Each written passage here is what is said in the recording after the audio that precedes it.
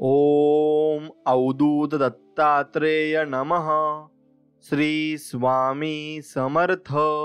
स्वामी भक्तांनो, असे स्वामीचे संदेश तुमच्यापर्यंत पोहोचावे त्यासाठी आपल्या व्हिडिओला एक लाईक करून आपल्या चॅनलला सबस्क्राईब करा आणि बेल आयकॉन ऑन करा. स्वामी भक्तांनो, तुम्हाला जीवनामध्ये भरपूर अडचणी येतील, पण त्या अडचणींना सामोरे जाण्यासाठी शक्ती फक्त तुम्हाला स्वामींकडून मिळेल आणि ती शक्ती मिळवण्यासाठी नक्कीच तुम्हाला स्वामींकडे प्रार्थना करावी लागेल. मग स्वामींचे तुम्ही फक्त नामस्मरण केले तरी स्वामी हे आपलं ऐकत असतात आणि त्यांना फक्त आपण एक हाक दिली तरी ते आपल्या हाकेला ते धावून येत असतात. म्हणून तुम्ही फक्त स्वामींचं नामस्मरण करा आणि श्री स्वामी समर्थ या नामाचा जरी जप केला तरी स्वामी तुमच्या मदतीला नक्कीच येतील. स्वामी भक्तांनो, स्वामींवर असाच तुमचा विश्वास असेल तर नक्कीच कमेंटमध्ये श्री स्वामी समर्थ असं टाईप करा. मित्रांनो, जीवनामध्ये मनुष्याजवळ जरा का पद, पैसा, रंग, रूप आलं की तो अहंकार, गर्व चढतो आणि इतरांशी तुच्छतेने वागू लागतो. पण एक लक्षात ठेवावे, आयुष्यात कोणाच्याच गोष्टीचा हा गर्व, अहंकार नसावा, कारण जो देऊ शकतो तो परत घेऊ पण शकतो. हे नेहमी लक्षात आणि डोक्यात आपण ठेवले पाहिजे. म्हणून स्वामी म्हणतात की बाळांनो, तुम्हाला दुःख देण्यासाठी या जगात लोकांची कमी नाही आहे. त्यामुळे स्वतःला आनंदी ठेवण्याची जबाबदारी तुमची स्वतःची आहे. दुसऱ्याकडून अपेक्षा ठेवू नका. फक्त आपल्या हिमतीवर तुम्ही जगामध्ये पुढे जात जा. तुळशी माळ हाच खरा दागिना आहे. सोन्याच्या माळेने आजवर खूप संसार मोडले आहेत, पण या साध्या तुळशीच्या माळेने मोडलेले खूप सारे संसार हे उभे केले आहेत. आणि अर्थात भगवत नामस्मरणाने अनेकांचे कल्याण झाले आहे आणि कोणीच त्या मार्गाने दुःखी नाही झालाय. म्हणून संसारात सुखाचे जे काही प्रसंग येतात ते सर्व क्षणिक आणि काही काळापुरते असतात आणि वापस दुःख येतं. परंतु परमार्थ हा असा प्रांत आहे की ज्यात सुखच सुख आहे आणि चिरकाल टिकणारे सुख, शांती, समाधान असते. त्यामुळे क्षणिक सुखाच्या मागे लागायचं की चिरकाल टाकणाऱ्या सुखाच्या मागे लागायचं हे ज्याने त्याने नक्कीच आपापलं ठरवलं पाहिजे. म्हणून परमात्माचे पावन नाम हे सर्व दुःखांचे, महारोगांचे, संसार रूप रोगाचे महान औषध आहे. आणि त्या सामर्थ्य संपन्न भगवंत नामापुढे शूद्र शारीरिक रोगांची, दुःखाची तीळ मात्र ताकद नाही.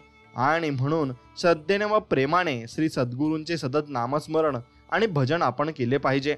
म्हणून स्वामी आपल्याला म्हणत आहेत, एवढं नको चिंता करू बाळा, जा लवकरच चिंतामुक्त होशील. आशीर्वाद आहे माझा. म्हणून असा आशीर्वाद स्वामी आपल्याला देत आहेत, तर आपल्याला भिण्याची काय गरज. आणि स्वामी आपल्या पाठीमागे नक्कीच आहेत. म्हणून केवळ सद्गुरूंनी सांगितलेल्या पद्धतीने जरी आपण स्वामी नाम घेत गेलो तरी सर्व प्रकारचे तपे त्यातूनच आपोआप होत जातात. म्हणून तपाचेही तप कोठले आहे, तपाचा सम्राट कोण आहे, तर निश्चिततेने सद्गुरू परदत्त हे म्हणजे सद्गुरूंकडून प्राप्त झालेले सबीज भगवत नाम आहे. आणि तेच नाम आपण नक्कीच जपले पाहिजे. गुरुभक्ती करण्यासारखे दुसरे पुण्य या कलियुगात नाही. आणि गुरुसेवा हा एकमेव असा विधी आहे ज्याला ना वयाचे बंधन आहे, ना अनुभवाचे, ना वेळेचे बंधन आहे, ना काळाचे. कोणत्याही अघटित प्रसंगातून तारून नेणारी गुरुभक्ती ईश्वर भक्ती होऊन उच्च स्थानावर विराजमान नक्कीच आहे. म्हणून साधना म्हणजे काय असतं आणि आपण ती कशी करायची असते. आपल्याला जे प्राप्त करून घ्यावयाचे आहे त्याकरता आपण विविध प्रयत्न करतो. जसे परीक्षा पास व्हायची असेल तर अभ्यास करतो, त्याचप्रमाणे ईश्वर प्राप्ती करता सुद्धा करावे लागते. आणि ईश्वर प्राप्तीसाठी होणारा प्रयत्न हा सर्वात चिकाटीचा, संयमावर व आधारित व सर्वस्व अर्पण करून करावा लागतो. म्हणजे एक प्रकारचे तप असते. आणि व्रतस्थ राहून प्रेमाने, नेटाने, निष्ठेने व जिद्दीने हे तप करावे लागते. याला साधना असे म्हणतात. मग अगदी ईश्वर प्राप्तीच्या तळमळीने भारावलेले असते. हे तळमळ अर्थातच ईश्वर प्राप्तीची असते आणि फक्त तीच तळमळ आपल्या अंगात असली पाहिजे. मित्रांनो, साधेपणा हे अंतिम सौंदर्य आहे. क्षमा ही परमशक्ती आहे. नम्रता हा सर्वोत्तम युक्तिवाद आहे. ओळख हा एक चांगला संबंध आहे. स्वामी जीवनाचे कृष्ण जे वेळोवेळी आपल्याला मार्ग हे दाखवत असतात. म्हणून अध्यात्म म्हणजे काय हे स्वामी आपल्याला समजून सांगत आहेत. आत्म्याचं परमात्म्याशी मिलन होण्याकरता जे जे काही आपण करतो, ईश्वर प्राप्ती करता जे जे आपण सात्विक गोष्टी करत असतो, जसे ध्यान, जप, यज्ञ, साधना, तप, दान, धर्म, तसेच संसाराव्यतिरिक्त असे कृत्य ज्याला सांसारिक गोष्टींचा व मायेचा जरासाही स्पर्श नाही, त्या गोष्टीला अध्यात्म असं म्हणतात. ईश्वर प्राप्ती अध्यात्म हा प्रत्येक जीवाचा मुख्य उद्देश आहे. परंतु या मायेच्या जाळ्यात प्रत्येक जीव गुरफटून गेलेला असून त्याला त्याची जाणीव राहिलेली नाही. परंतु योग्य गुरु, योग्य पूर्वजन्माचे कर्म असतील ना, तर आपण अध्यात्माच्या वाटेवर पूर्वश्रुत कथानुसार अग्रेसर होऊ शकतो आणि आपण पुढेही जाऊ शकतो. म्हणून संबंध, नाते त्यांच्याशी जुळतो ज्यांच्याशी मागच्या जन्मी आपले नाते संबंध असतात. नाहीतर एवढ्या करोडो लोकांच्या गर्दीत कोण कोणाला ओळखतं. म्हणून मागच्या जन्मी सद्गुरू तुमची सेवा झाली असणार, म्हणून या जन्मी देखील तुमचाच भक्त म्हणून आम्ही जन्माला आलो आणि तुमची भक्ती करण्याचं सौभाग्य आम्हाला लाभलं. म्हणून आपण स्वामींचरणी नतमस्तक होऊन स्वामींना धन्यवाद जरूर द्यायचे आहे. स्वामी, एवढं काय मोठी गोष्ट मागत आहे का मी आपल्यासाठी आपल्या सर्व सेवेकऱ्यांचं इच्छा पूर्ण करणे क्षुल्लक गोष्ट आहे. स्वामी, एवढं नका एखाद्या गोष्टीसाठी तरसवू. स्वामी, एखाद्याची जगण्याची इच्छा आज मरून जाईल, म्हणून आपली जेव्हा इच्छा मरून जात असते ना, तोपर्यंत स्वामी आपली वाट बघत नसतात. आपल्याला ते फळ हे नक्कीच देत असतात आणि लवकरच देत असतात. फक्त आपल्याकडे थोडा संयम असायला हवा. कमी तर प्रत्येकात असते, पण दोन खूप चांगल्या गोष्टी आहेत आमच्यात, त्या म्हणजे प्रामाणिकपणा आणि एकनिष्ठता. मग ते प्रेम असो, नातं असो किंवा मग धार्मिक श्रद्धा असो. एकावरच आहे, एकाशीच करतो आणि सांगणारे भरपूर सांगतात, पण आम्ही फक्त स्वामींशीच एकनिष्ठ आणि प्रामाणिक आहोत याचा अभिमान आम्हाला निश्चितच आहे. म्हणून काही गलिच्छ विचारांचे लोक आपल्याबद्दल इतरांना वाईट साईट सांगतात, खोट्या बदनाम्या करतात, आपल्याला चरित्राविषयी खोटं पसरवतात आणि दुसऱ्यांच्या मनात आपल्याविषयी तेढ निर्माण करतात. हेच ते फालतू लोक असतात ज्यांचं चरित्र, वैचारिक पातळी, वृत्ती एकदम गलिच्छ असते. 17 ठिकाणी ते फिरत असतात आणि स्वतःला त्या धुतल्या तांदळाचे समजत असतात. पण एकच लक्षात ठेवायचे की त्या लोकांनी किती पण बदनाम्या केला तरी काही फरक पडू द्यायचा नाही. आपले चरित्र, आपले वागणं, आपला स्वभाव कसे आहे हे स्वामींना माहिती आहे. तुम्ही तुमच्या चरित्राकडे लक्ष द्या. उगाच खोटं नाटं बदनाम्या करून स्वतःचे कर्म नका खराब करून घेऊ, नाहीतर तेच तुमच्यावर नक्कीच उलटून नाही पडेल. म्हणून जीवनात काही उलट सुलट, चांगलं वाईट झालं तरी एकच विश्वासू आणि प्रचिती देणारे वाक्य म्हणजे बघू स्वामी आहेत, स्वामी नक्की करतील सर्व ठीक. हेच वाक्य आपण मनात ठेवलं पाहिजे आणि याच्यावर भरोसा देखील ठेवला पाहिजे.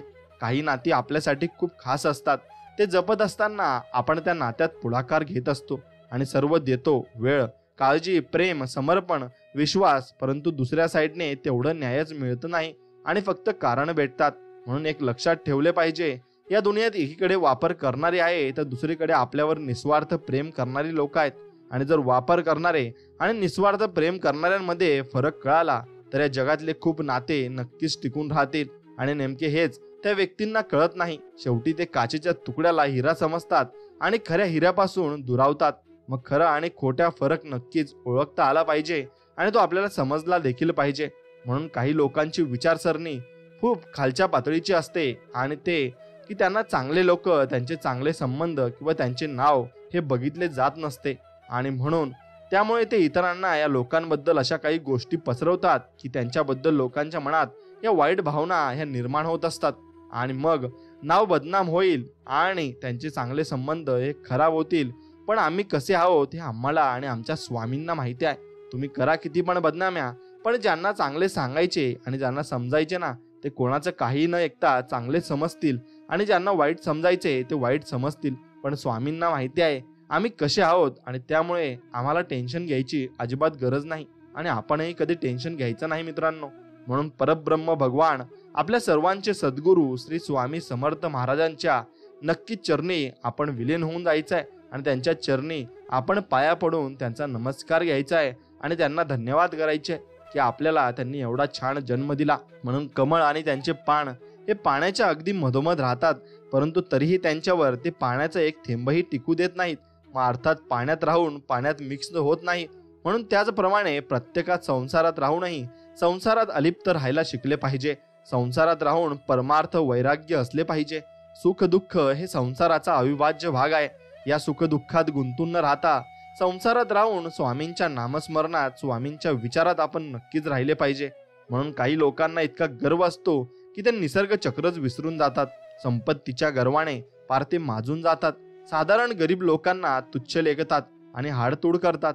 पण 4 लोकांमध्ये त्यांची इज्जत उतरवतात आणि दुसरे असतात शारीरिक ताकदीचा माज असणारे, कमजोर आणि साध्या भोळ्या लोकांना दाबून मारतात. तिसरे असतात सुंदरतेचा गर्व, ज्यामुळे ते कुरूप, साधारण व्यक्तित्व आणि असणाऱ्या तुच्छ लेखतात. आणि चौथे असतात ज्ञानाचा गर्व असणारे, जे त्या चलाखीने अज्ञानी लोकांना लुबाडतात आणि सर्वांनी एक लक्षात घ्यावे, हे निसर्ग चक्र परमेश्वर फिरवत असतो. आज तुमच्याकडे आहे तर उद्या दुसऱ्याकडे असणार. बाजी पलटायला वेळ लागत नाही. तो परमेश्वर तुमच्या सारख्यांची पार लायकी काढून जमिनीवर आळवतो आणि मग आज ज्यांच्यावर तुम्ही हसता ना तेच उद्या तुमच्यावर देखील हसणार आहेत. म्हणून कर्माची फळं ही नक्कीच भेटत असतात. आणि एक लक्षात घ्या, स्वामींनी सांगितलंय की आज जे अंधारात आहे, आज ज्यांच्यावर जग हसत आहे, तर ते येणारा काळ हा फक्त त्यांचा असणार आणि तो आम्ही आणून देऊ. आणि आमचा स्वामींवर विश्वास हा नक्कीच आहे आणि स्वामींमुळे आम्ही बिंदास नक्कीच आहोत. म्हणून श्री सद्गुरू ज्याला आपल्या कृपागृहाने आश्वस्त करतात ना, त्याला हरिहराची देवताही वंदन करतात आणि कळी काळही त्याचे समोर लोटांगण घालतो. म्हणून काम क्रोधही विकार त्याला शरण येत असतात आणि स्वतः रुद्धिसिद्धी देखील त्याच्या घरी पाणी भरतात. म्हणून सद्गुरु दास्यामुळे सौभाग्य साधक अशा अद्भुत महित्म्याला नक्कीच प्राप्त होत असतात. म्हणून आपण स्वामींची सेवा ही मनापासून आणि निस्वार्थ मनाने नक्कीच केली पाहिजे. गैरसमज आणि क्रोध हे असं विष आहे ना मित्रांनो, की जे एका दिवसापासून सुरू झालेलं अनेक वर्षापर्यंत जपलेलं नाते सुद्धा संपवण्याची क्षमता ठेवतं. म्हणून कोणालाही पूर्ण न ओळखता जवळ अजिबात करू नये आणि पूर्ण समजून घेतल्याशिवाय गैरसमज आणि क्रोध करून नाते तोडू नये. असं केलंच तरी नंतर विचार करावा की गैरसमज ही गोष्ट खरंच मोठी आहे की नाते संपुष्टात येते. म्हणून अशाने एक चांगली व्यक्ती आपण गमावत असतो आणि या जगात कोणीच परिपूर्ण नाही आहे. खरे खोटे ओळखा, माफ करा, माफी मागा, क्रोध टाळा, समजून घ्या. या गोष्टी अंमलात आणल्या तर जीवनात खूप मोठे परिवर्तन मात्र नक्कीच घडू शकते. म्हणून आपल्यातील प्रत्येक जण मंदिरात जातो, पण तर काहींना काही अपेक्षा ठेवूनच दर्शनाला जातो. पण प्रत्येक भेटीत स्वामींकडे काही ना काही मागतच असतो. पण आठवड्यात काहीच न मागता, कोणतीच अपेक्षा न ठेवता दर्शन घ्या आणि तेवढा वेळ घर, संसार, नातं, प्रॉब्लेम्स सर्व विसरून जा आणि स्वामींपुढे पूर्ण शरणागती पत्करा. करून बघा, स्वामींना सुद्धा आनंद वाटेल आणि भरभरून स्वामी आपल्याला आशीर्वाद सुद्धा नक्कीच देतील. म्हणून एकदा एक आयुष्याला कंटाळलेली व्यक्ती महाराजांकडे आली. त्याला स्वामी म्हणाले, माणसाने मरायची इच्छा कधी करू नये. जगलं तर आणखी सत्कर्म करायला मिळतील असा विचार मनात पाहिजे. आपल्या भोवतालच्या माणसाने मिळून मिसळून राहावे म्हणजे जीवनात रागा निर्माण होत नाही. आणि धार्मिक सत्कर्म करायचे म्हणजे पारायणे, जप, नामस्मरण केले तर त्यात काय वाईट आहे? यातून चांगलेच होईल. हो, नक्की होईल. केलं तर होईल. करून तर पहा आणि मग सांगा.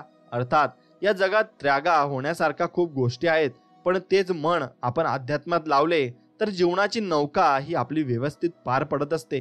म्हणून जर आजूबाजूला बघितलं तर लक्षात येईल की कुत्रे, मांजर, गाय, तत्सम सर्व प्राणी यांना प्राण्यांचा जन्म भेटलं ते फक्त रोज इकडे तिकडे जे भेटेल ते खातात आणि कसं तरी जगून ते दिवस लोटत असतात. पण त्यांना इतर काही करण्याची बुद्धी होत नाही. परंतु आपल्याला मनुष्य जन्म इतका अनमोल मिळाला आहे की आपल्याला इतरांच्या भावना समजण्याची, चांगलं वाईट, पाप पुण्य ओळखण्याची क्षमता आहे. म्हणून प्रारब्ध शुद्ध करून आत्मकल्याण साधण्याची संधी भगवंताने आपल्याला दिली आहे आणि तिचा सदुपयोग करून आपण त्या प्राण्यांसारखे न वागता नक्कीच आपल्याला वेळ हा भक्तीत, सेवेत घातला पाहिजे आणि जास्तीत जास्त स्वामींच्या सेवेत, भक्तीत आणि नामस्मरणात वेळ घालवा आणि स्वतःचे याच जन्मात आत्मकल्याण नक्कीच तुम्ही करून घेऊ शकता. आणि जेवढी सात्विकता जीवनात अंगीकाराल ना, तेवढेच अध्यात्मात तसेच आयुष्यात देखील प्रगती नक्कीच होईल. आणि सात्विक मधुर बोलणं, सात्विक विचार, आचरण, वागणूक आणि सात्विक आहार, सात्विक लोकांची संगत, लिंबू, मंत्र, तंत्र, कर्म कांडकडे न जाता सात्विक भक्ती इत्यादीचे जर आपण आचरण जीवनात केले तर अध्यात्मात काही वैयक्तिक जीवनात देखील प्रगती तुमची नक्कीच होत असते आणि नक्कीच तुमची प्रगती ही प्रगती पथावर देखील जात असते. म्हणून मित्रांनो, अध्यात्म आणि प्रेम हे नेहमी उघड्या डोळ्यांनी करावे. अंध बनून केले की पदरी अधोगती आणि निराशा येते. म्हणून डोळे बंद करून चुकीचा गुरु, चुकीची भक्ती केली तर अध्यात्मात अधोगती होते आणि चुकीच्या व्यक्तीवर प्रेम केले तर पदरी निराशा येते. मग शेवटी दोघं बाबतीत रडत बसावे लागते. म्हणून नंतर पस्तावा करण्यापेक्षा सत्सद विवेक बुद्धी जागृत ठेवून दोघं गोष्टी आपण नक्कीच केल्या पाहिजे. आणि लोक मोहात इतकी अडकतात की त्यांना नजरेला जे जे चांगले दिसेल ते मिळवतात आणि सोडतात. म्हणून अधिकाधिक चांगले मिळवण्याच्या नादात जे नजरेसमोर सर्वोत्तम असते तेच ते गमावतात. मग ते वस्तू असो किंवा माणूस असो. नंतर पस्तावा केल्याशिवाय त्यांच्या हातात काहीच मात्र लागत नाही. म्हणून स्वामींच्या मार्गावर चालायचे म्हटले तर त्रास हा देणार आणि बरेच वाईट बोलणारे, टोमणे मारणारे, आपली सेवा बघून पाय मागे खेचण्यासाठी आपले मनोबल कमी करणारे भरपूर भेटतील. पण आपले स्वामी ही आपली सेवा करताना कोण काय बोलत आणि याकडे लक्ष न देता आपली सेवा करत राहायची आहे. आणि 2 गोष्टी लक्षात ठेवायच्या. पहिली म्हणजे स्वामी आपली परीक्षा बघतात आणि दुसरी गोष्ट म्हणजे आपण कुणासाठी तरी नाही तर स्वामींसाठी येतो एवढं फक्त लक्षात ठेवायचं आहे. म्हणून सौंदर्याची कमतरता चांगला स्वभाव नक्कीच पूर्ण करतो, पण आपल्या चांगल्या स्वभावाच्या कमतरतेला सौंदर्य आणि पैसा कधीच पूर्ण करू शकत नाही. म्हणून कोणतंही नातं जोडताना स्वभाव परिपूर्ण असावा, सौंदर्य नाही. सौंदर्य हे कालांतराने नष्ट होणार आहे, याकडे लक्षात ठेवायला हवं. आणि आपण रस्त्याने जाताना येताना प्रवासात कोणाच्या घरी गेल्यावर मोबाईल, टीव्ही, गाडीवर अशा गोष्टींच्या माध्यमातून स्वतःची तस्वीर, नाव, अभयवचन आणि प्रत्येक स्वामी भक्ताला दिसतच असते. आणि ते स्वामी आपल्याला दर्शन देत असतात हे आपण समजून घ्यायचे आहे. कारण स्वामी आपल्याला आपण जे नामस्मरण करतो त्यामुळे दर्शन देत असतात आणि सांगत असतात की बाळा तू कुठेही जा, मी तुझ्या सोबत कायम आहे. आणि हा अनुभव मला सुद्धा नक्कीच आला आहे. म्हणून ब्रह्मांडातील सर्वात सुंदर आणि खात्रीशीर आश्रयस्थान म्हणजे परमेश्वर आहे. आणि जर श्रद्धा असली तर सृष्टीतल्या प्रत्येक गोष्टीत कणाकणात देव दिसतो आणि त्यांचे अस्तित्व जाणवते. हे अनुभूतीने अनुभवावे आणि लागते शेवटी श्रद्धेचा देखील भाग आहे. आणि म्हणून श्रद्धा ही तुमची असली पाहिजे. आणि जर आपण लोकांच्या मनासारखं नाही वागलं ना तर लोक इतरांना आपल्याबद्दल नाही नाही ते सांगून आपलं चारित्र्य खराब करतात. हे झालं लोकांचं. पण स्वामींच्या मनासारखं एकदा वागून बघा, ते तुमचे जीवनच सुंदर बनवून टाकतात. आणि हाच फरक आहे आपल्या स्वामींमध्ये आणि दुनियेमध्ये. आणि हे तुम्ही समजून घेतले पाहिजे. आपण स्वामी सेवा, जप, नामस्मरण, पारायण, श्रमादान, सेवा करतो ते पुण्य शिल्लक ठेवावे. आणि ज्या वेळेस आपल्यावर काही संकट आले, आपत्ती आली, अगदी नाईलाज झाला तर त्यावेळेसच आपण स्वामींना साकडे टाकायचे, अन्यथा नाही. आणि जोपर्यंत आपल्या आरोग्यात आहे किंवा जेवढं स्वसामर्थ्य वापरता येईल तेवढं वापरायचं आहे. आणि त्या आपत्ती संकटाला तोंड द्यायचं. आणि जेव्हा वाटेल की आता आपल्या आवाक्याबाहेर आहे तेव्हा भगवंताला, स्वामींना साकडे टाकायचे, विनंती करायची. आणि अन्यथा विनाकारण अगदी छोट्या मोठ्या गोष्टीला स्वामींवर भार नाही टाकायचा. आणि छोट्या छोट्या गोष्टींसाठी भार टाकला तर आपले पुण्य देखील लवकर संपत असते. आणि हे मात्र तुम्ही लक्षात ठेवायचे आहे. खूप ही महत्वाची गोष्ट आहे.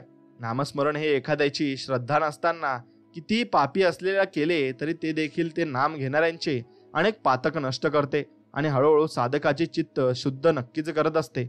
आणि साधकाचे त्याच्या मनावर, विचारांवर नियंत्रण येते. आणि अर्थात नामस्मरणाने सैरावीर धावणाऱ्या देहरूपी रथावर लगाम बसते आणि मनुष्याचे कल्याण देखील होत असते.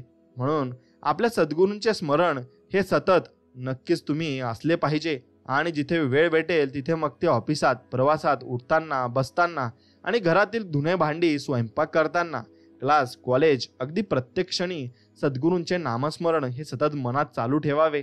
आणि नामस्मरणाला कुठल्याही प्रकारचे नियम, बंधन, सोळे ओळे आणि विधी, सूतक, मासिक धर्म, शौच, अस्वच्छ असे कुठलेच नाही. सदा सर्वदा करून शकतो. आणि नामस्मरणाने आपण स्वामींच्या अधिकाधिक जवळ जात जाऊ आणि त्यांची प्रत्यक्ष दिव्य अनुभव हळूहळू आपल्याला येत जात असतात. आणि म्हणून स्वामींना आपण कधीही सोडू नये. म्हणून माझ्या आयुष्यात असलेल्या गडद काळोखातील दिव्य तेजाचा सूर्यप्रकाश आहात स्वामी तुम्ही. आणि तो प्रकाश असाच माझ्या आयुष्यात राहावा हे स्वामींचरणी प्रार्थना. रंगात रंगुणी स्वामी धामात, अवघा देहची गुंतवावा स्वामी नामात. सदा सर्वदा स्वामी नाम आळवावे, अवघा देहची स्वामीमय करावे. असे मी माझ्या मनापासून म्हणत असतो. आणि प्रत्येकाला ते म्हणायचे आहे. म्हणून प्रत्येकाला समजवत नाही बसायचे. कारण समोरच्याला तुम्ही किती पण जीव तोडून सांगा, पण एखाद्या गोष्टीचे महत्त्व पटवून द्या, परंतु समोरच्याची तेवढी जर बौद्धिक पात्रता नसेल तर तो तुम्हाला तुमच्या विचारांना कधीच समजून घेणार नाही आणि समजू शकणार नाही. आणि मुळात प्रत्येकाला समजवत बसायचेच नाही. त्यामुळे आपण त्या गोष्टीची आणि आपले स्वतःची किंमत ही कमी करून घेत असतो. म्हणून समोरच्याला वेळच बरोबर उत्तर देत असते आणि ती वेळच त्याला शिकवत देखील असते. म्हणून तक्रार करण्यासाठी, मन व्यक्त करण्यासाठी पण एक हक्काची व्यक्ती, हक्काचं नातं जरुरीचं असते. आणि माझे तेच नाते आहे स्वामी तुमच्याशी. आणि हेच नातं असं टिकून ठेवा. स्वामी तुमचा कृपा आशीर्वाद माझ्यावर तुम्ही असाच ठेवा. स्वामींनी आपल्याला त्यांचं शिष्य बनवलं आणि ते आपले गुरु बनलेत. हे सर्वात मोठे आपल्यावर उपकार आहेत. आणि हे जीवन त्यांनी दिलंय. आणि रोज आपल्याला 24 तासामधून 1 तास स्वामींच्या साधनेला न चुकता दिलाच पाहिजे. त्याशिवाय जीवन करायचे नाही असा नियम टाकूनच घ्यायचा. मग बघा जीवनात काय बदल घडतात आणि काय तुम्हाला अनुभव येतो. म्हणून माणसाला खूप मोठा भ्रम असतो. मी सेवा केली, मी ती पूजा केली, मी इतका जप पारायण केले, एवढं दानधर्म केला, माझ्यामुळे याचे काम झाले, मी सेवा दिली, सांगितली म्हणून झाले. मी आहे तर केंद्र मठ मंदिर व्यवस्थित चालतात हा भ्रम तुम्ही मनातून काढून टाका. आणि ते आपल्यासारखे लाखो घडवतात आणि मोडतात हे फक्त लक्षात ठेवा. तुम्ही काहीच नाही करत आणि तुम्ही फक्त माध्यम आहात. नसता गैरसमज काढून टाका आणि निस्वार्थ जे सेवा करा आणि करता आणि करविता फक्त स्वामी आहेत. म्हणून तुम कुछ भी नहीं हो, वो नचाने वाला है और हम नाचने वाले कठपुतली, इतना सिर्फ ध्यान में रखना है. एवढंच ध्यानात ठेवायचं. म्हणून विसर पडणार, काम झाले गरज सरणार. प्रापंचिक तुमच्या चिंता त्यासाठी मज हाक मारिता आणि फायदा मात्र पदरी पडता. तोंड फिरता का रे तुम्ही, नवस बोलता तोंडी विसर पडता. आम्ही ना भुके तुमच्या नवसाचे, मात्र विसरू नये शब्दास मनुष्याने, असं स्वामी म्हणत आहेत. म्हणून तुम्ही स्वामींना काहीतरी मान्य केला असेल किंवा नवस केला असेल तर तुम्ही नक्कीच फेडून टाकायचा आहे. कारण स्वामी त्या नवसाची नक्कीच वाट बघत असतात आणि म्हणून तो शब्द आपण नक्कीच पाळायचा सुद्धा आहे. म्हणून आपल्या अवतीभोवती काही असे लोक असतात जसे दुसऱ्यांच्या पर्सनल गुपित गोष्टी ते आपल्याला सांगतात आणि आपल्याच मित्र मैत्रिणीबद्दल त्यांचे बरे वाईट आपल्याला सांगतात. तेव्हा हे सगळे लोक आपल्याबद्दल देखील इतरांना सांगू शकतील आणि त्यामुळे अशा लोकांना कधीच किंमत न देता वेळेच ओळखून अशांपासून दूर राहायचे. आणि हे आपल्यापासून रडून ऐकून लोकांना आपल्याबद्दल हसून सांगणारे असतात आणि असे यांची वृत्ती असते. आणि शेवटी अशांची किंमत सर्वांना नजरेत शून्यच असते आणि ती शून्यच असणार सुद्धा आहे. म्हणून प्रत्येकाला जीवनात स्वामींची सेवा ही करायलाच पाहिजे आणि केलीच पाहिजे. म्हणून नियत साफ ठेवा, निंदा करू नका, कुणाबद्दल द्वेष ठेवू नका, दुसऱ्याला नावं ठेवू नका. ठेवण्याआधी आपण स्वतःच्या अंतकरणात झुकून बघावे आणि कोणाचा तिरस्कार आपण अजिबात करू नये आणि कोणाला तडकतोड उत्तर समोर सारखे बोलू नका. आणि एवढं जर नियम पाळले तर आपण नक्की स्वामींची कृपा प्राप्त करू शकतो. आणि नेमके आपण तेच करत नाही आणि स्वामींना कोसतो की आपल्या आयुष्यात संकट काय येतात आणि हे तुम्ही विचार केला पाहिजे. म्हणून मित्रांनो, खूप जण स्वामींची सेवा करताना अक्कलकोटचे स्वामी, दिंडोरीचे स्वामी, केंद्र मठ मंदिर असा भेद करतात. अशा महाभागांनी सतसत विवेक बुद्धी जागृत ठेवून एक लक्षात घ्या, स्वामी इथून तिथून एकच आहेत. आणि असा भेद निर्माण करून तुम्ही जर प्रचार प्रसार करत असाल तर तुम्ही स्वतःच्या अधोगतीला नेऊन स्वामींच्या रोषाला कारणीभूत व्हाल. आणि अक्कलकोट हे स्वामींच्या वास्तवाने पावन झालेले स्थान आहे. तसे बघितले तर संपूर्ण सृष्टीत त्यांची चराचरात कणाकणात स्वामींचा वास आहे. आणि त्यामुळे जरा स्वतःची बुद्धी बाजूला ठेवून स्वामींची निर्मळ भक्ती आणि सेवा आपण केली पाहिजे. आणि कुठले स्वामी श्रेष्ठ किंवा कुठले स्वामी असे विनाश्रेष्ठ नाहीत. म्हणून जो खरा भक्त सेवेकरी आहे ना, ज्याला स्वामी काय आहेत हे कळाले आहे, त्यांच्यासाठी स्वामी इथून तिथून एकच आहेत. आणि तो फक्त एकच बघतो की स्वामींची सेवा किती आणि कशी जास्तीत जास्त करता येईल. आणि त्यामुळे फक्त स्वामींच्या सेवेवर भर द्या आणि बाकी भक्तीचा व्यापार करणाऱ्यांचा विचार करू नका. त्यांची स्वामी वेळ आली की बरोबर करतील आणि बरोबर त्यांच्याकडून सर्व काही गोष्टी या काढून घेत असतील. म्हणून मित्रांनो, एक लक्षात घ्या की तुम्ही भरपूर काही गोष्टी या जगामध्ये मिळवू शकता, फक्त ते तुम्ही देवाशिवाय मिळवू शकत नाही. आणि जरी मिळाले तरी तुमचा अंत हा सगळ्यात शेवट हा तुमच्या गरिबीनेच होणार आणि तुमच्याकडे काहीच उरणार नाही. म्हणून माणसाला दुसऱ्याची वाट लावता लावता स्वतःची वाट कधी आणि केव्हा लागते ना हे कळत सुद्धा नाही. म्हणून दुसऱ्यांची वाट लावण्यापेक्षा स्वतःला चांगल्या वाटेला लावलं पाहिजे आणि कोणाची वाट लावण्यापेक्षा वाट दाखवण्याचे कार्य तुम्ही जीवनात नक्कीच केले पाहिजे. म्हणून जो माझी अन्य भावाने पूर्ण शरणागतीने भक्ती सेवा करेल त्याचा योग्य क्षेम अर्थात त्याच्या जीवनाची पूर्ण जबाबदारी मी स्वतः बघत असतो, असे स्वामी म्हणत आहेत. म्हणून तुम्ही फक्त स्वामींवर सगळं सोपवा आणि त्यांची भक्ती नक्कीच करा. ते फळ तुम्हाला देतील आणि नक्कीच ते तुम्हाला चमत्कार देखील दाखवतील. आणि जे तुमचे काम अडलेले आहे ते काम तुमचे नक्कीच पूर्ण होऊ शकते आणि तुम्हाला सर्व काही हे मिळूही देखील शकते. म्हणून स्वामी माझा एकमेव आधार आणि पाठीराखा तुम्हीच आहे. माझं आयुष्य हे कोणत्या परिस्थितीतून जात आहे हे तुम्हाला सर्व माहिती आहे. एकच मागणं स्वामी तुमच्याजवळ, मला साथ द्या आणि लवकर यशस्वी करा देवा. मला माझ्या आई वडिलांची स्वप्न नक्कीच पूर्ण करायची आहे आणि भरपूर मोठे सुद्धा व्हायचे आहे. म्हणून आपले स्वामी भरपूर श्रेष्ठ आहेत. जीवनात मित्र मैत्रिणी नातेवाईक इतर उच्च पदस्थ लोकांच्या संपर्कात राहा किंवा नका राहू, पण स्वामींच्या संपर्कात नेहमी राहा. कारण स्वामीच तुमच्या जीवनातील अंधकार नष्ट करू शकतात आणि जीवनाला नवीन कलाटणी देऊ शकतात. म्हणून जीवन जगत असताना कर्म एवढे प्रामाणिकपणाने शुद्ध मनाने करा की जर कोणी आपल्याला बोललं की तुला तुझ्या कर्माची फळं भेटेल तर हे वाक्य श्राप तळतळात सारखे न वाटता या वाक्याचा आशीर्वाद म्हणून आधार नक्कीच वाटला पाहिजे आणि तो आशीर्वाद आपण घेतला पाहिजे. म्हणून तुझे तू माझे नामस्मरण करतो त्यामुळे तू चिंता नको करूस. जो माझे नामस्मरण चिंतन करतो त्याला चिंता करायची गरज उरत नाही, असं स्वामी म्हणत आहेत. आणि ते आपल्याला एक वाक्य आणि एक आश्वासन देत आहेत की मी तुझा हात कधीच सोडणार नाही बाळा, तू फक्त माझी भक्ती सोडू नको. म्हणून कधीच कोणाची वाईट करू नका, निंदा करू नका, एवढं फक्त लक्षात ठेवा. आणि जो स्वामींच्या चरणी नजर झुकवतो ना, स्वामींच्या पुढे मान खाली घालून नतमस्तक होतो ना, स्वामी त्याला कधीही कुठेही मान खाली घालू देत नाही आणि कोणापुढे झुकूही देत नाही. अशी लीला स्वामी समर्थांची आहे. म्हणून बरेच जण देव देवांचे अस्तित्व मानत नाही. मुळात देव मानण्याची गोष्टच नाही, ती अनुभवण्याची गोष्ट आहे. जसे दुधात तूप आहे पण ते प्रक्रिया केल्यावर दिसलं, जसे निसर्गात हवा आहे ते अनुभवल्यावर कळतं, तसेच देव परमेश्वर हे साधना भक्ती केल्यावर कळतात. त्यामुळे कोणी देव नाही असे म्हटलं असेल ना, म्हणून देवच अस्तित्व नाहीसं होत नाही. आपण आपली साधना भक्ती करत राहा. वेळ आली की अनुभूती ही आपल्याला येणारच आहे आणि देव आपल्याला सर्व सांगणारच आहे. म्हणून आपण आपल्याला काय पाहिजे, आपल्याला काय आवडतं त्यानुसार भक्ती सेवा करीत असतो. पण स्वामींना काय आवडतं, कशी भक्ती आवडते त्यानुसार जर वागलो, आचरण केले, भक्ती सेवा केली तर स्वामी आपल्याला सर्व गोष्टी न मागताच नक्की देत असतात. म्हणून या जगात सर्वच लोक आपले हितचिंतक असतील असं नसते.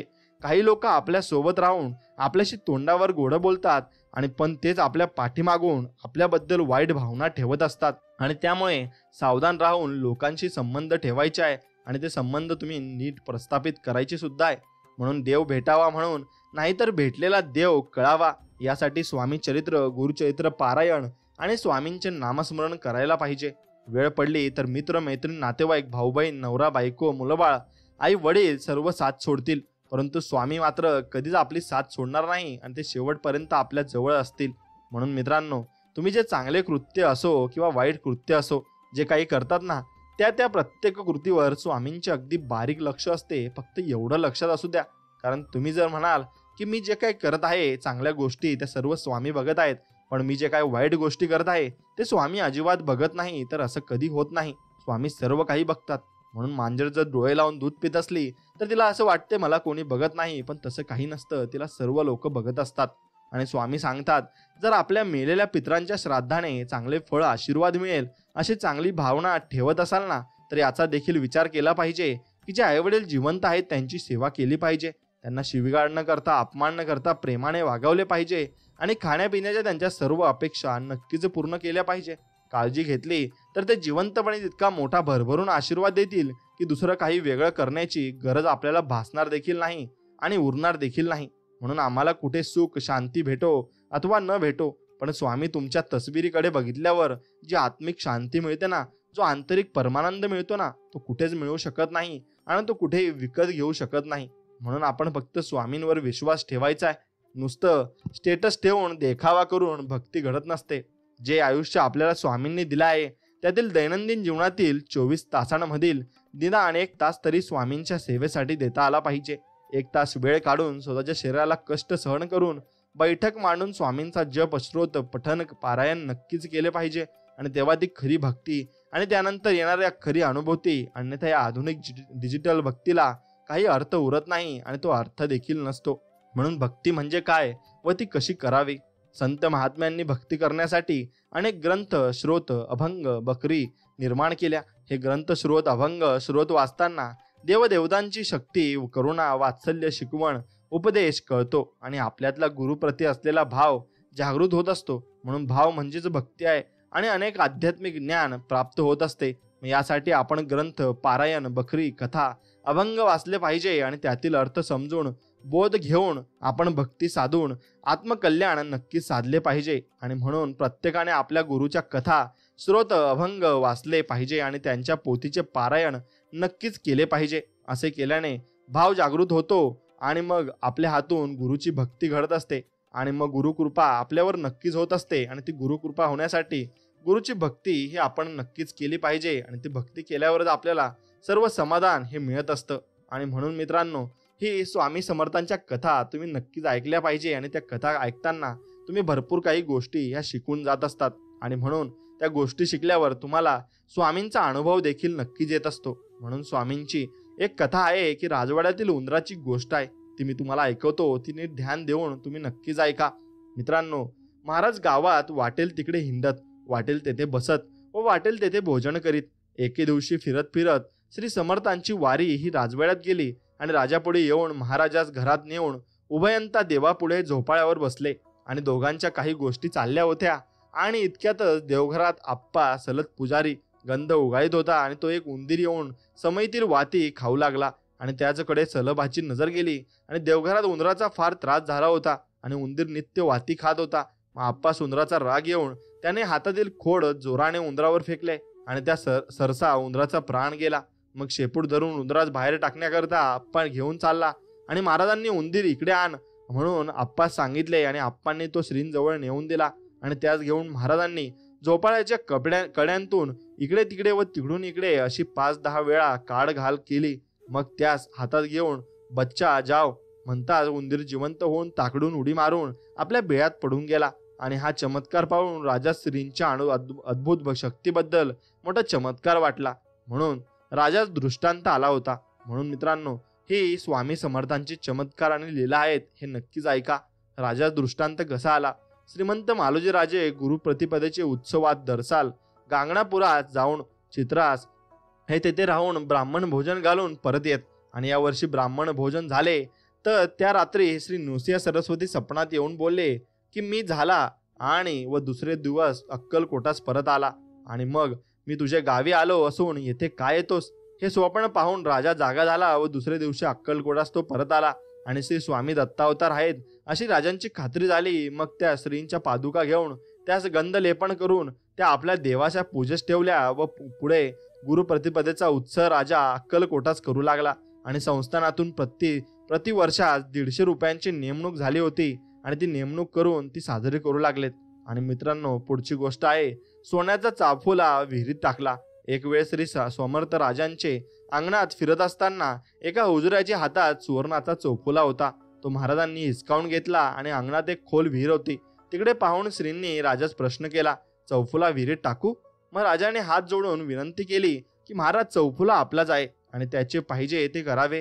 हे ऐकून चौफुला महाराजांनी विहिरीत फेकून दिला आणि सोन्याचा चौफुला गेला म्हणून सर्वात वाईट वाटले. राजा श्रींच्या सामर्थ्याबद्दल पूर्ण खात्री होती. आणि रात्री महाराज राजवाड्यात राहिले आणि दुसरे दिवशी प्रातःकाळी पुन्हा अंगणात खेळू लागले आणि राजाही तेथे आला. अरे पोहरा आण म्हणून महाराजांनी राजास आज्ञा केली. राजाने तत्काळ पोहरा व दोर आणविला आणि विहिरीत पोहरा सोडून बाहेर काढला. तो काय चमत्कार झाला पहा.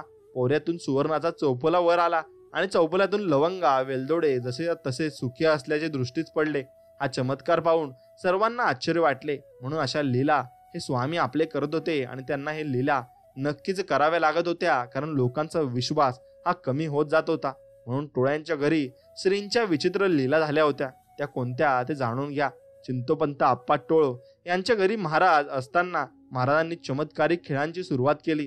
ते गावाबाहेर जाऊन एरंडाची लाकडे आणत व त्यांचे वीत लांबीचे तुकडे करून त्यात माती भरून दुसरे लाकडांनी ती माती ठाशीत असत आणि मग 5-5, 7-7 तुकडे त्रिकोणाकृती ज्याप्रमाणे पलटणीचे लोक बंदुका लावून ठेवतात त्याप्रमाणे रांगांच्या रांगा लावून ठेवीत असत. आणि त्याचप्रमाणे घोंगडीच्या दशा काढून ते एका दशा एक ठिकाणी गाठवून त्यांचे रांग लावून ठेवीत असे. आणि असा क्रम 7 महिने पावत चालला होता. महाराज हे काय करता असा कोणी प्रश्न केल्यास पलटणी तयार करतो म्हणून महाराज जबाब देत आणि महाराजांची कृतीचा अर्थ कोणास कळेना. पुढे सन 1857-58 साली उत्तर हिंदुस्थानात पलटणी बदलून नानासाहेब पेशवे यांचे बंड झाले आणि तेव्हा महाराजांच्या कृतीचा अर्थ सर्वांना समजला आणि मोठे आश्चर्य वाटले. याप्रमाणे महाराजांचे प्रत्येक कृतीत असे अर्थ असे, पण तो अर्थ प्रसंगानुसार विचारदृष्टीने पाहिला म्हणजे ध्यानात येईल. सन 1858 सालचे बंडाचा काही दिवस धुमाकूळ माजून अनेक लहान थोर गोरे स्त्री पुरुषांचा विध्वंस झाला आणि पुढे इंग्रजांनी पराक्रमाने जिकडे तिकडे शांतता होत चालली. अशा संधी श्री स्वामी समर्थ दुसराच खेळच खेळू लागले आणि तो असा, अक्कलकोटात लक्ष्मी नावाची मोठी तोफ आहे आणि तेथे जाऊन महाराजांनी त्या तोफेच्या तोंडात डोके खुपसून बसावे. आणि असा काही दिवस क्रम चालला आणि लोकांस या कृतीचा अर्थ कळेना. पुढे बंडाची चौकशी होऊन बंडाला सामील असलेल्या हजारो लोकांच्या तोफेच्या तोंडी देण्याचा सरकारने सपाटा चालविला आणि तेव्हा लोकांस महाराजांची कृतीचा अर्थ कळला. सदराचे बंडात पुष्कळ राजे रजवाडे यांच्यावर वहीम येऊन चौकशी झाली आणि जिल्हा नलदुर्ग, इलाखा मोगलाई येथे राहिलेले आणि रोहिले हे लोकांनी बंडाखा करून लूट केली. आणि एके दिवशी समर्थांची वारी ही त्या पेठेत बहुलखा यांच्या अंगणात बसली आणि असताना लोकांनी लुटीबद्दल बोलणे काढले. ते ऐकून महाराज बोलले, ते असे, अब कुछ हिंदू का रहा नहीं, हाती गया, घोडा गया, पालखी गया, सब कुछ गया. पुढे दिवसेंदिवस हिंदूस कठीण काळ येऊ लागला. म्हणून स्वामींना ते पहिलेच अवगत झाले होते आणि त्यांना ते पहिलेच माहिती होते. म्हणून त्यांना सर्व काही समजत होते आणि ते इशाराने ते लोकांना सुद्धा सांगत होते. म्हणून अक्कलकोटाचे वैभव काय आहे, त्याची कथा आहे, ती ऐका. पुढे उत्तरोत्तर महाराजांनी कीर्ती होऊ लागली व ते अनेक चमत्कारही करू लागले. महाराज अक्कलकोटास 20-23 वर्ष राहून त्यांनी अक्कलकोटास अमरावतीची शोभा आणली होती.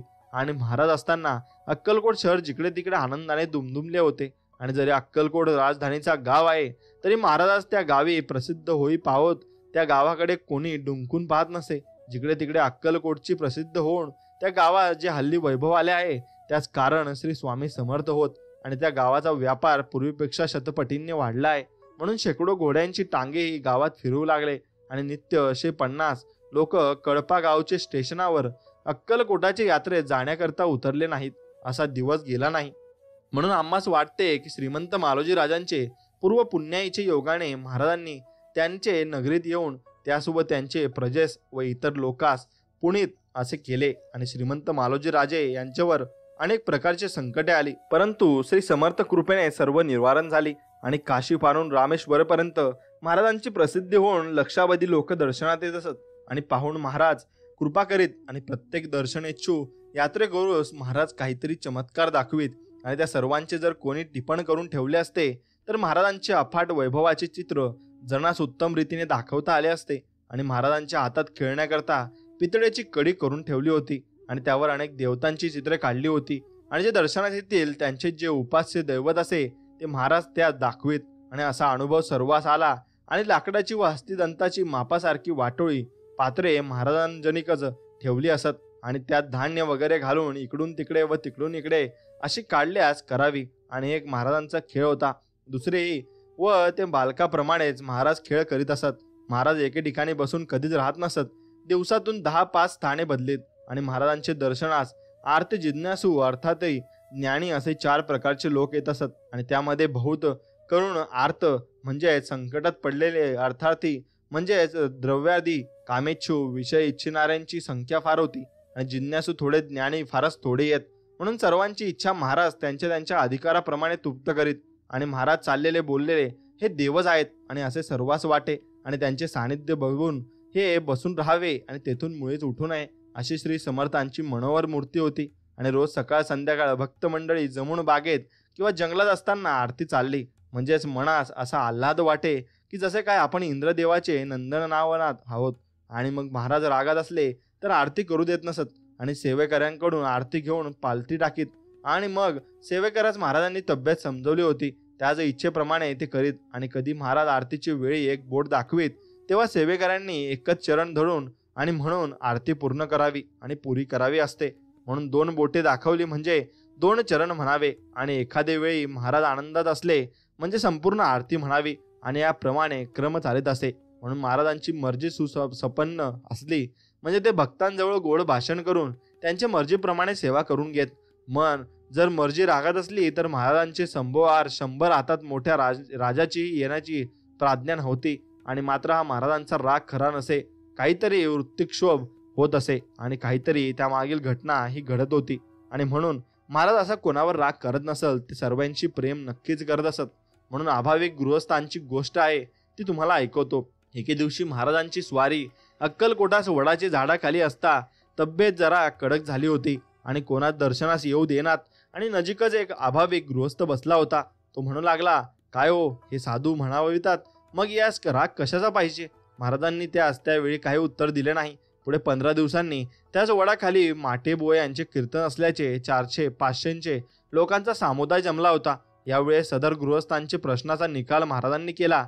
महाराज म्हणाले, मधला राग असता तर इतके लोकांची भाजी करून खाल्ली असती. हे वाक्य श्री समर्थ बहुत वेळा म्हणाले. आणि श्रींचा असा नियम असे की कोणतेही वाक्य तोंडातून निघाले म्हणजे 10-5 वेळा म्हणायचे. आणि ते पूर्ण दयाळू असून आपण भक्तजनांचे संरक्षण करीत असत. आणि कधी कधी ते रागात असतात मग, पण ते काही राग खरा नसे. आणि राव व रंक महाराजात सारखेच असत आणि किंबहुना रंक त्यात जास्त प्रिय असे. म्हणून राजांच्या श्री मुखात दिली नक्की ही आपण गोष्ट ऐकूया. आणि श्रीमंत मालोजीराव या स्त्रींना चमत्कार करून दाखवल्यावर त्यांनी भक्ती स्वामींचरणी घडून ते दर गुरुवारी श्रींची स्वारी ज्या ठिकाणी असे त्या ठिकाणी त्या जागी दर्शनात जात आणि ज्याप्रमाणे बहुत दिवस चालले होते. एके दिवशी गुरुवारी राजा हत्तीवर बसून दर्शनास आला. श्रीस पाहून तो खाली उतरला आणि अनवानी महाराजांजवळ आला आणि श्रींचे चरणी मस्तकी ठेवल्यावर स्वामींनी फाडकन त्याचे श्रीमुखात भडकावली आणि राजांचे डोक्यावरील पागोटे एकीकडे जाऊन पडले व राजा फार भयभीत होऊन थरथर कापू लागला व हात जोडून महाराजांपुढे उभा राहिला. हुजऱ्यांचे राजाचे पागोटे आणून डोकीस घातले आणि महाराज रागाने राजास म्हणाले, तुझे मोठेपण तुझ्या घरात, येथे मोठेपण कशाच पाहिजे. मग असे बोलके राजे आपण पुष्कळ बनवितो, अपराधाची क्षमा असावी म्हणून प्रार्थना करून राजा परत गेला. पुढे दर गुरुवारी महाराजांची तब्येत कशी आहे हे पाहून राजा दर्शनात जात असे व म्याना वगैरे वाहन लांब महाराजास न दिसेल अशा ठिकाणी ठेवून मग पायीच राजा दर्शनात जाई. असे महाराजांचे उग्र तेज होते. हिंदू, मुसलमान, फारसी, युरोपियन सर्व जातीचे लोक महाराजांचे दर्शनास येत आणि सर्वांचे मनोगत ओळखून त्यांची मनोकामना ते पूर्ण करीत. म्हणून मुसलमान लोकांवर त्यांची फार प्रीती होती. महाराजास कुत्रा फार आवडत असे, पण मांजर पाहिले म्हणजे ते रागावत व निमकरमहाराम म्हणून तेव्हाच हाकलून देत. म्हणून गायीवर श्रींची फार प्रीती होती. कोणी झाडाची फांदी किंवा पाला तोडू लागल्यास त्यास राग फार येत असे. म्हणून गणपतराव जोशी यांचे घरी गेले. आणि म्हणून ही दुसरी गोष्ट तुम्हाला आता सांगतो की एक वेळ अशी गोष्ट घडली की समर्थांची स्वारी गणपत जोशी यांच्या घरी सोंप्यास बसली आणि असता त्यांच्या गड्याने त्यांच्या आज्ञेवरून अंगणात एक कडुलिंबाचा वृक्ष होता त्याची फांदी तोडण्यास सुरुवात केली. आणि हे पाहता स्त्री अतिशय रागावून शिव्या देऊ लागले, आमचे पालखीची दांडी कोणी तोडतो आणि त्याचे हातपाय तोडून टाकावे. असे महाराज म्हणाले. हे ऐकताच जोशाची गड्यास फांदी तोडण्यास बंद करण्यास आणि सांगून झाडाचे खाली उतरविले व तत्राप महाराज रागावत होते आणि जोशीबुवा तोंड चुकून एकीकडे जाऊन बसले. नंतर थोड्या वेळाने श्री समर्थांच्या सोप्यातून उठून नंतर परमात नक्कीच परसात जाऊन उकिरड्यावर बसले आणि बहुत वेळ ते तिथेच होते. आणि महाराज कोठे गेले म्हणून जोशीबुवा व इतर मंडळी पाहू लागली तो श्री समर्थ उकिरड्यावर बसलेले दृष्टीस पडले. आणि जोशीबुवांच्या नजरेस काही आले की महाराजांचे कानात गांधील माशी जाऊन ती कान उकरीत आहे व त्या योगाने आतून रक्तस्राव होत आहे. म्हणून महाराज हसत खेळत बसले होते, पण पुढे कोणास येऊ देनात. व गणपतराव जोशी यांनी धैर्य धरून महाराजांजवळ जाऊन प्रार्थना केली. महाराज आपला मजला यावेळी मारलेत, पण तरी मी भीत नाही, पण कानाखाली गांधील माशी काढल्याशिवाय राहणार नाही. असा जोशीबुवांचा दृढ निश्चय पाहून समर्थ उगीच राहिले. आणि मग गणपतराव यांनी लागेच चिमटा आणून कानातील गांधील माशी काढून कान पुसून काढला आणि कानात काही पोखरलेले नसून तो साफ दिसू लागला आणि रक्तप्रवाह कोणीकडून आला हे कळेना.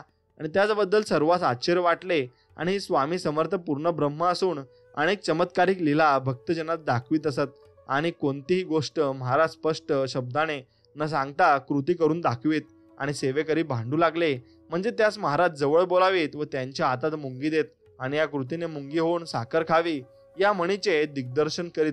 आणि नक्कीच म्हणून पुढची गोष्ट आहे की मालोजीरावास पुत्र प्राप्ती झाली ती स्वामी समर्थांमुळे आणि ती कशी झाली ते आपण नक्कीच पाहूया आणि ते बघूया. मित्रांनो, श्रीमंत मालोजीराव भोसले सांप्रतीच्या अक्कलकोटाचे राजाचे तीर्थरूप होते आणि मग यांची भक्ती श्री स्वामीचरणी एकनिष्ठ होती आणि त्यास पुत्र प्राप्तीची फार म्हणजे मनापासून इच्छा होती. आणि म्हणून ते काही महिने लोटल्यावर महाराजांजवळ काही लोकांनी पुत्र होईल की या कन्या होईल म्हणून प्रश्न केला. तेव्हा महाराजांनी काही जवाब न देता बांगडी लाव म्हणून सेवेकरास आज्ञा केली. आणि यावर प्रश्न विचारण्याच्या आपल्या मनात गाठ भरली की राजास कन्या होणार. आणि त्याप्रमाणे पुढे झाले. आणि दुसऱ्या खेपेस राणीसाहेब गरोदर राहिल्या आणि तेव्हा असाच प्रश्न केला. तेव्हा श्रींनी काही जवाब न देता आपण जागेवरून उठून चुलीजवळ जाऊन बसले. याचाही अर्थ उघडवता मग कन्याच झाली. आणि तिसऱ्या खेपेस मंडळींनी प्रश्न केला. तेव्हा महाराजांनी आपल्या मांडीवर थापड मारून दोन्ही हात एकत्र करून बंदूक सोडण्याची कृती करून दाखवले व म्हणाले, लगाव सरबत्ती, तेव्हा पुत्र होणार असे लोकास वाटले. त्याप्रमाणे पुढे पुत्र झाला. आणि तेच हल्लीचे श्रीमंत शहाजी महाराज अक्कलकोटाचे गादीवर आहेत. म्हणून भीमरावावर कृपा केली. आणि भीमराव म्हणून एक स्वामींचा सेवेकरी होता. त्याचे डोक्यास मोठे आवाळू होते आणि त्याची मुद्रा चमत्कारिक दिसे. आणि त्याने श्री स्वामी समर्थांची पुष्कळ दिवस मनोभावे सेवा केली. आणि भीमराव व त्यांचा मुलगा बागेत जाऊन नित्य टोपलीभर फुले श्री समर्थाकरिता घेऊन येत. आणि सर्व सेवेकरी त्यास थट्टेने 2 डोक्यांचा माणूस म्हणून हाक मारीत. आणि एके दिवशी महाराज आनंदाने बागेत बसले असता भीमरावांनी फुलांची टोपली भरून आणली आणि त्यास दुरून येताना पाहताच सेवेकरी दोन डोक्यांचा माणूस आला अशी थट्टा करू लागले व हसू लागले. त्यांचे बरोबर महाराजही दोन डोक्यांचा माणूस असे म्हणून खदाखदा हसू लागले. म्हणून भिवराव फार खजील झाला. पण ही संधी फार बरी आहे असे पाहून तो श्रीस म्हणाला, लोक हसतात ते हसोत, पण आपण दीनदयाळ भक्तवत्सल असून आपल्या भक्तांचे व्यंग पाहून ते व्यंग दूर करते आणि म्हणून आपल्या भक्तवत्सलाचा धर्म आहे. तर या दिनावर कृपा करून व्यंगापासून मला मुक्त करावे, मग लोक का हसतील. मग अशी श्रींची त्यांनी प्रार्थना केली आणि दयाळू कृपाळू महाराजास त्याची कीव आली. पण त्यावेळी ते काहीच बोलले नाहीत. रात्री ते भीमराव निद्रित असताना स्वप्नात दर्शन देऊन त्यांनी डोकीच्या आवाळावरून त्यांनी हात फिरवला व सकाळी भीमराव जागा होऊन पाहतो तो डोकीचे आवाळ फुटून त्यांचे विधभर कातडे लोंबू लागले आणि परमानंदाने भीमराव महाराजांचे दर्शनास गेला आणि दोन डोक्याचा माणूस एक डोक्याचा होऊन आला आणि असे पाहून सर्व आनंदात झाला. आणि भीमरावाने स्वप्नात महाराजांची दर्शन दिल्याबद्दलची हकीकत सर्वांना सांगितले. आणि पुढे भीमरावात चिंता पडली की कातडे कशाने बरे होईल आणि त्याने श्रींना विनंती केली की कातडे कापून टाकू की कसे. महाराजांनी तीर्थ अंगारा लावण्यास आज्ञा दिली व त्याप्रमाणे केल्यावर काही दिवसांनी कातडे आपले आपण सुकून गेले. आणि हल्ली भीमराव चितापूर म्हणून मोगलाईत गाव आहे आणि तेथे श्रींची भक्ती करीत आपण मुलांजवळ आहोत असं त्या गोष्टीमध्ये घडलं होतं. म्हणून आता पुढची गोष्ट ऐकू की बर्वे कारभारी आहेत. चोळाप्पाच्या पुत्राची थट्टा. तर चोळाप्पा श्रींचा भक्त होता, पण महाराज त्यांच्या अधीन व्यक्तिचितही नव्हते आणि अगदी नवीन मनुष्य दर्शनात आलेला व बहुत वर्षाचा सेवेकरी दोघांबरोबर वर्तवणूक सारखीच. आणि श्री समर्थ कृपेने चोळाप्पा संपत्ती प्राप्त झाली आणि कृष्णाप्पा म्हणून त्यांचा मुलगा श्रींच्या सेवेत तत्पर असे. व वेळ कसे असे झाले की राव बहादूर बर्वे आणि कारभारी असता मठासंबंधी काही वर्षासन घेण्यास कृष्णाप्पा यांच्याकडे गेला आणि पावतीवर सही करावयाची ही मोठ्या प्रयासाने केली. आणि हे कारभारी यांनी पाहून थट्टेने म्हणाले की वा काय मुलाची हुशारी. या वेळेस महाराज कारभारी यांचे घरीच होते आणि बर्वे यांच्यावर श्री समर्थ रागावून, काय रे हरमखोरा, असं काय म्हणतोस, तू काय केलेस, तेल विकून पोट भरलेस एवढंच ना, त्यास नावे ठेवू नको, त्याचे भाग्य निराळेच आहे. बर्वे यांनी महाराजांजवळ क्षमा मागितली आणि खरेच आहे, सद्गुरूंचे सेवेकर सारखे श्रेयस्कर कोणते कर्म आहे. आणि द्रव्य लोभामुळे चोळाप्पा श्रींच्या सेवेचा केव्हा विसर पडे आणि माझे खाऊन माझेवर फिरला म्हणून महाराज चोळाप्पास म्हणत. आणि दुसऱ्याच्या वचनात समर्थ किती होते त्यांना त्याचा मासला आहे. म्हणून एकदा महाराज बाजारात बसले असता दोन प्रहरी तेथून जाण्याचे मनात आले व चोळ्या खेटर लाव आणि अशी चोळाप्पास आज्ञा केली. आणि सेवेकऱ्यांनी प्रार्थना केली की महाराज ऊन फार कडक आहे, तर काही वेळ येथेच आराम करावा. पण सेवेकऱ्यास वेड्या वाकड्या 10-5 शिवा मात्र मिळाल्या आणि महाराज उठून एकदम चालले होले. आणि म्हणेच अर्थात सेवेकरी मंडळी मागतून निघाली आणि चोळाप्पांचे अंतकाळी हे अर्ध कोसावर महाराजांची स्वारी असता त्यास दर्शनात दिले नाही. म्हणून एका सेवेकराने चरणतीर्थही मोठ्या कष्टाने मिळवून चोळाप्पास नेऊन पाजले. आणि चोळाप्पास महाराज कधी चोळ्या व कधी जैन या नावाने हाक मारीत. आणि मग महाराज हे काट्यात जाऊन सुखाने निद्रा करीत आणि वास्तविक पाहता त्यास निद्रा मुळीच नव्हती आणि ती असणार देखील नाही. म्हणून ही गोष्ट होती चोळाप्पांच्या तिथली. म्हणून पुढची गोष्ट आहे की टोळ्यांच्या शंकेचे निराकरण स्वामींनी कसे केले. म्हणून एक प्रसंगी असा चमत्कार झाला की गणपतराव जोशी यांच्या घरी श्रींची वारी सायंकाळी आली आणि बरोबर चोळाप्पा व गोविंदराव टोळ हे दोघेच होतं. आणि म्हणून 4 घटना एकत्र राहिल्यावर चोळाप्पाने महाराजास अंतरून घालून दिले आणि महाराज उठून कोणीकडे जातील त्यांच्यावर तुम्ही नजर ठेवावी असे गोविंदरावास सांगून चोळाप्पा आपल्या घरी गेला. आणि महाराजास गाढ निद्रा लागून घोरू लागले. आणि गोविंदरावाचे मनात आले की महाराज महान योगी असून साधारणतः मनुष्याप्रमाणे घोरज आहेत आणि भक्तिवदतील शिल्लक आणि श्लोकांचे त्या स्मरण आले. आणि या निशी सर्व भूताना तत्स्या जागर्मी संयमी यस्या जागृती भूतानी सा निशा पश्यत्य म्हणून अशा महाराज निद्रेत घोर असताना खाक करून किंवा सोनार नाही असे बोलून पुन्हा ते घाबरू लागले. आणि हे एक टोळ त्यांची शंका दूर झाली आणि टोळ हे नक्कीच यास महाराज सोनार म्हणून हाक मारित असे आणि ते सोनार देखील नक्कीच होते. म्हणून पुढची कथा आपण अशी ऐकून घेऊ की पुराणिकांच्या निंदेस उत्तर कसे दिले, स्वामी समर्थांनी त्यांना काय सांगितले. म्हणून एकदा अशी गोष्ट घडली की महाराज गादीवर निजले असता बाबा सबनीसांचा मेहुणा पुराणिक होता आणि त्याने संन्यासात गादी कशास पाहिजे अशी निंदा केली. आणि पुराणिक बुवास महाराजांनी त्या वेळेस काही खराब जबाब दिला नाही. पण एका महिन्यानंतर ते एके दिवशी सहज कवळ जाण्यास निघाले आणि जाण्यास ते पुढे पुढे जाऊ लागले. मग पुराणिक बुवा बरोबर होतेच आणि जाता जाता कडप गाव पलीकडे डोंगर आहे आणि त्याच्यावर सायंकाळचे सुमारास चढू लागले. आणि पुराणिक बाबा परत जाण्याबद्दल महाराजांची विनंती करू लागला. होय होय म्हणून समर्थ डोंगरावर गेले व थोडेच दिवस अंधारी रात्र अंथरून पांघरून व खाणेपिणे जवळ काही नाही ही स्थिती पाहून पुराणिक बुवा घाबरले आणि महाराजांनी आपली छोटी एका काळ्या पत्थरावर नक्कीच टाकून आराम केलाय आणि म्हणून ते महाराजांना मानू लागले. आणि पुराणिक बुवास थंडीने कापरे भरले आणि अंगावर वस्त्र होते आणि त्यांनी थंडी राहीना. महाराज थंडी फार वाजते काय करू म्हणून केविलवाणाने प्रार्थना वारंवार करू लागला आणि महाराजांनी त्यास उत्तर दिले, मऊ मऊ गादी कशी आहे. पुराणिक बुवास एक महिन्यापूर्वी महाराज गादीवर निघतात वगैरे निंदा केल्याचे स्मरण झाले होते आणि त्यास पश्चाताप होऊन अनन्य भावाने शरण जाऊन त्याने श्रींजवळ क्षमा मागितली. आणि मग महाराजास गादी व दगड आपणच सारखाच आहे अशा त्यांची इच्छा मात्र झाली. म्हणून रात्रभर तेथे राहून सकाळी अक्कलकोटास आले व आपली आलेली झालेली फजिती त्याने लोकांना सांगितली व त्यांचा थाट बनवून राहिला. आणि मेना घोडे पालखी चौघडा गाई दुकाने वगैरे आणि जितके महाराज असतील तिकडे तिकडे मग शेतात असोत माळावर आणि स्मशनात असोत जेथे असतील तेथे हा थाट असावाच लागतो आणि असतोच. म्हणून भुजंगाची गोष्ट आहे ती तुम्हाला नक्कीच ऐकवतो. विचारकरांकडून भुजंगा म्हणून एक चपरासी त्याने दिला होता आणि त्याला महाराज फिरंगी म्हणून हाक मारित असत. आणि राजेसाहेबांचे व राणींचे श्रींचे ठिकाणी नक्कीच फार भक्ती होती. आणि महाराज राजवाड्यात 8-8 15-15 दिवस राहत असत. आणि राजवाड्यात फक्त बायका दर्शनात जाण्याची परवानगी नसे. बाकीच्या लोकांच्या झुंडींच्या झुंडी राजवाड्याबाहेर दर्शनाकरता थबकून राहत असे. आणि सायंकाळी राजवाड्याच्या गच्चीवर बसून महाराज यात्रेकरूंना दर्शन देत असे.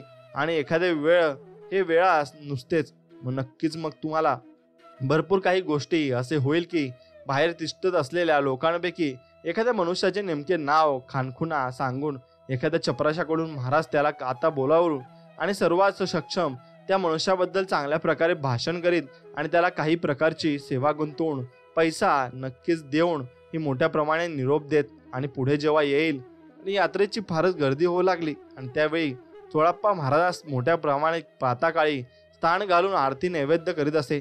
आणि नित्य केशर कस्तुरीचे मिश्रण करून गंध कपाळी लावीत. आणि महाराज 3 आचमणे घेत चोळाप्पांच्या घरी किंवा मग सुंदराबाई महाराजात भरवीत असे. मग एकदा उजाडले की चालली दर्शनाची दाटी आणि रात्री 10 वाजेपर्यंत नित्य शेकडो लोक हे महाराजांच्या व्यक्तीला आणि बाललीला दर्शनारे येण्याचे मनुष्याचे मनातील इंगित जाण्याचे आणि जगण्याचे खेळ एकसारखे चाललेले असत. आणि मध्ये मध्ये ते निद्रिस्त होत. मग दुपारची वेळी लहर लागण्यास महाराज थोडे जेवीत आणि मग एखाद्या वेळेस 8-8 दिवस अन्न वाचून महाराज राहत. आणि महाराजांनी त्रिकाळ ही आरती होत असे. आणि बहुतेक दत्तांची आरती ही महाराजांपुढे म्हणत असे. आणि सकाळपासून सायंकाळपर्यंत दर्शनाची इतकी गर्दी होत असे की महाराजास विश्रांती कशी ती मराठीत असे आणि मग कशी घ्यायची ते त्यांना कळू लागलं. म्हणून ते मिळत नसताना ती विश्रांती कशी घेत ते आपण जाणून घेऊ.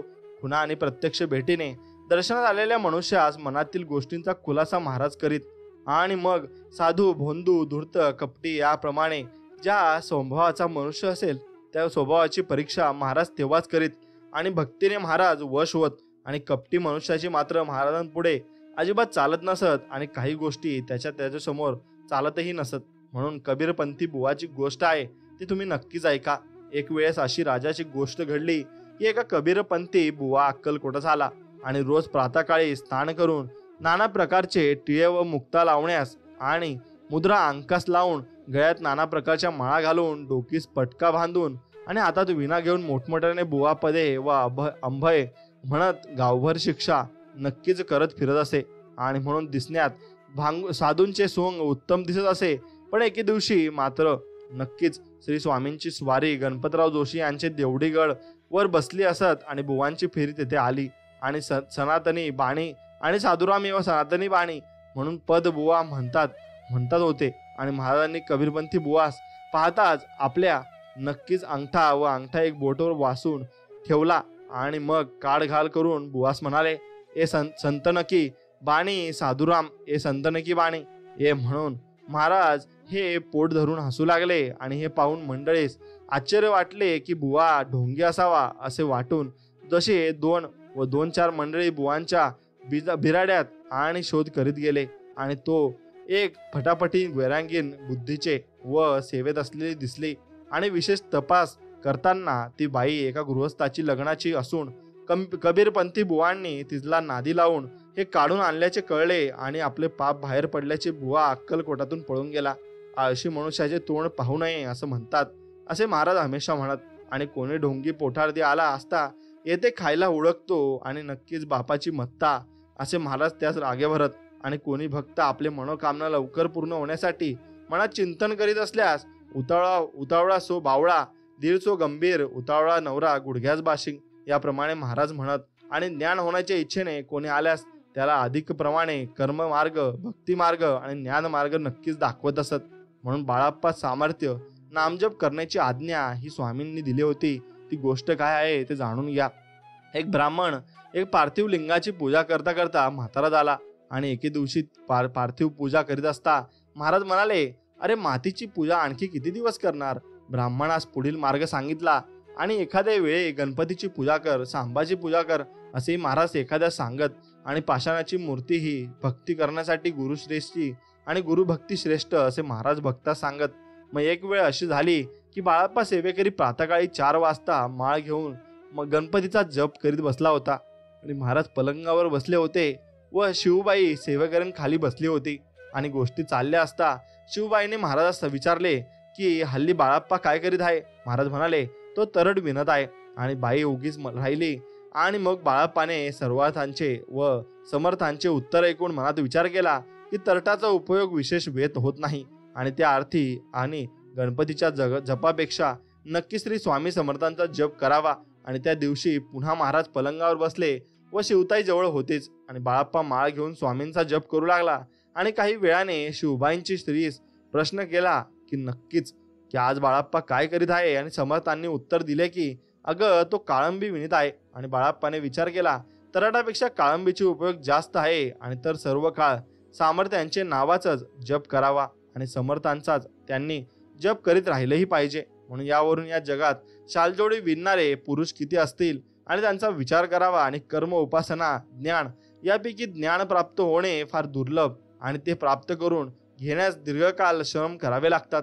परंतु मानवाचे पाठीमागे हा संसाररूपी काळ त्याला कारणाने शिदोरूंची सेवा करीत आणि करता मनुष्यात जेरीस येतो. आणि मग त्याच भक्तीबद्दल विचार करण्यास वेळ कुठे असतो आणि मिळत देखील नाही. व महाराजही केव्हा केव्हा असे म्हणत की सर्व साधू पोटाखाली व चोटाखाली आहेत आणि सबब तरण पोनायाचा अतिसुलभ मार्ग म्हणजे स्वामी भक्ती होय. आणि दिनजन तारण्याकरताच हा अवतार आहे. आणि महाराज आपल्यास भक्तास इतर तीर्थास जाऊ देत नसत आणि कोणाच्याही दारीही जाऊ देत नसत. म्हणून पुढची गोष्ट आहे की मुंगी पैठण्याच्या विठाबाईची गोष्ट. एक वेळ अशी गोष्ट घडली की मुंगी पैठणाची विठाबाई नावाची स्त्री ही अक्कलकोटा श्रींच्या दर्शनास आली होती. आणि आषाढ महिना असला म्हणून एकादशी नजीकच आली होती. आणि बाईच्या मनात पंढरपुरात जाण्याचे होते. आणि तिने आपला उद्देश गणपतराव व बाळाप्पा यांना सांगितला. श्री समर्थांची स्वारी राजवाड्यात असल्याने ते बहुत दिवस तिथेच राहत असत आणि वाड्यात बायकांशिवाय पुरुषांना जाण्यास मनाई असे. आणि बाईचा भेद ऐकून या दोघाच असे वाटले की महाराज वाड्यात किती दिवस राहणार कोण जाणे, तर बाहेर असे दिवस कंटाळवाने काढणे त्यापेक्षा विठाई बरोबर पंढरीत जावे. व तिने जी गोष्ट मान्य केली आहे हा भेद रात्री झाला. आणि सकाळी बाई वाड्याला गेली व श्रींचे दर्शन घेतले.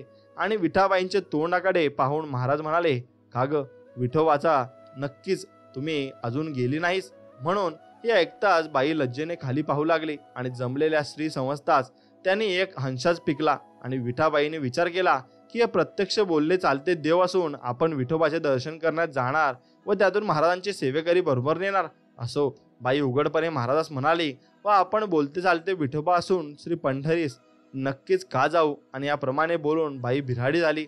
आणि बाळाप्पा गणपतराव सेवेकरी यास झालेली हकीकत सगळी सांगितली व त्यांचा पंढरपुरात जाण्याचा वेध हे रहित झाला. आणि महाराज मग लवकरच वाड्यातून बाहेर येऊन सर्व काही भक्तवृंदास दर्शन देत झाले आणि सर्वांना दयाळूपणाने आपल्या जवळ घेत झाले. म्हणून स्वामींकडे सर्व काही चांगलं आहे आणि सर्व काही ते तुम्हाला चांगले देव इच्छित आहे. फक्त याकडे आपण लक्ष दिले पाहिजे आणि आपण त्याप्रमाणे चांगले वागले देखील पाहिजे.